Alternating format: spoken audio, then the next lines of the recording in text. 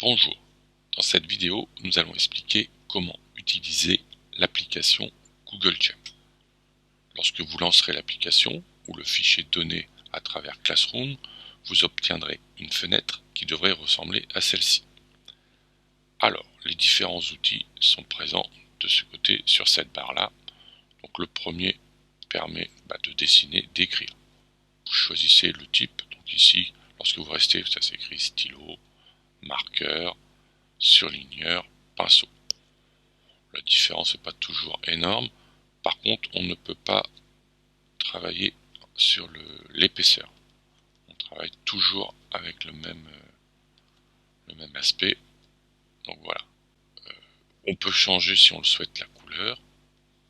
Rouge ou bleu par exemple. Et là, je peux repasser. Si je veux gommer, j'ai justement l'outil effacer qui est ici. Alors deux possibilités, ou vous effacez, qui sera un petit peu plus long, ou alors vous utilisez annuler. Et quand je fais annuler, vous voyez, les traits s'enlèvent les uns après les autres, ce qui est des fois plus facile que de passer par l'outil gomme, qui permet, lorsque c'est des traits, d'effacer assez facilement.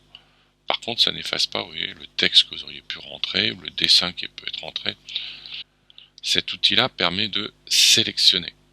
Donc, je peux par exemple sélectionner le dessin pour le déplacer à ma guise, ou alors travailler sur son rendu, plus ou moins grand, ou plus ou moins petit, pour l'adapter par exemple à la taille de votre écran. Je peux aussi par exemple déplacer le texte qui serait présent sur le dessin.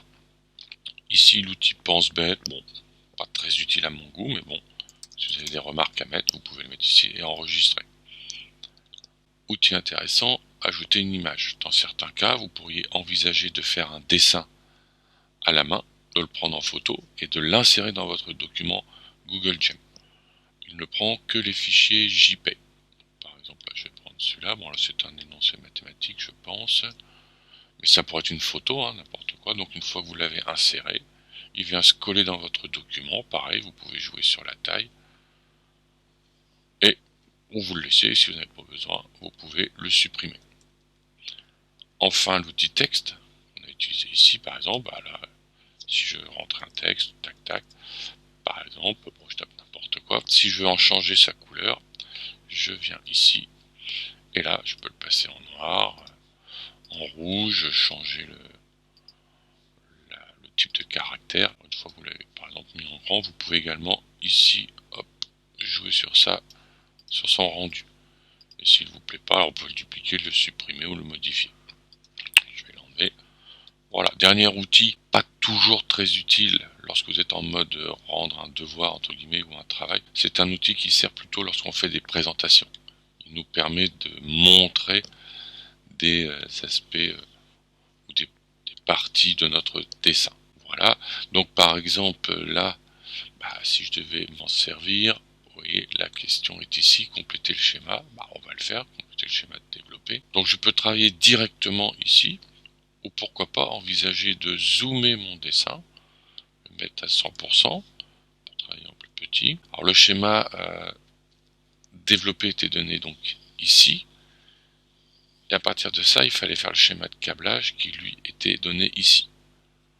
Donc je vais faire mes conducteurs en respectant les couleurs, je vais me mettre plutôt un stylo, et là, voilà, je vais tracer mes fils, la phase et le neutre ici. Voilà. Et ensuite le fil de terre, bon vert jaune j'ai pas, alors où je le fais jaune ou je le fais vert, moi je vais le faire jaune. Voilà. Et j'ai fait mon dessin. Je peux le remettre en taille normale, adaptée, pour voir à quoi ça ressemble.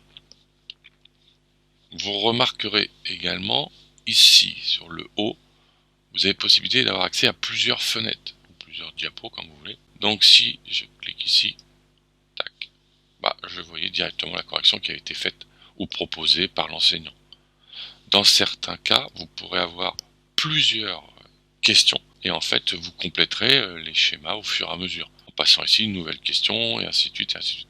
Une fois que vous avez tout dessiné, répondu à toutes vos questions, il y a juste à rendre le devoir et l'enseignant récupérera tous vos dessins. Voilà, bonne utilisation et à bientôt.